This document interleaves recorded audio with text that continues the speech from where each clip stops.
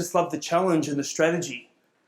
Normally with poker, there's three things, right? You have mathematics, strategy, and reading people. So I've studied reading people for over 20 years. So everything for me was about reading people about 90%, mathematics about 70-80% was that.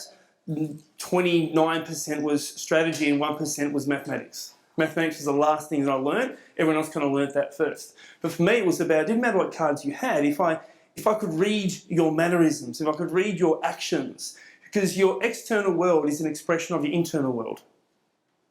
Okay? Your external world is an expression of your internal world.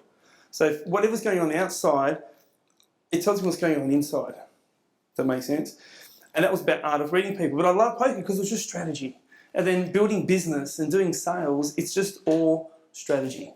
So I just love anything that's got to do with strategy. I just love it.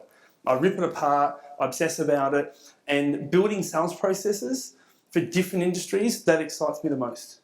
Because I've got a model and a framework that works, and if we just take through a couple of tweaks for retail or online or finances or health and wellness or coaching and delivery, whatever it is, right, if you make those small tweaks, it just works beautifully.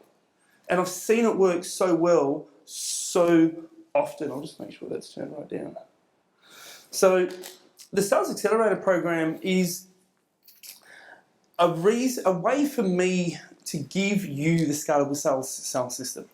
I believe every business needs three things, right? It needs a system that can be replicable with high conversion rates no matter who does it. Right? That's the key. Otherwise, you can't scale. Your business you're handcuffed to your business. You can't get promoted because your business becomes key person dependent.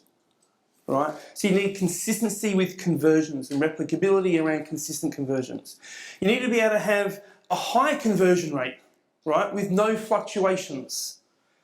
You need to have a shorter sales cycle. You know, something that might take 4 or 5 meetings, can we done it in 1 or 2? Something that takes 3 months, can we get it down to 3 days? Right? How do we prevent follow-up instead of having to do lots of follow-up? How do we prevent objections instead of having to deal with objections? So what can we do to shorten the sales cycle? Because when you shorten the sales cycle, what happens? You get more time to do what? Sales cycle. Yeah. Prospect new leads instead of chasing up old ones.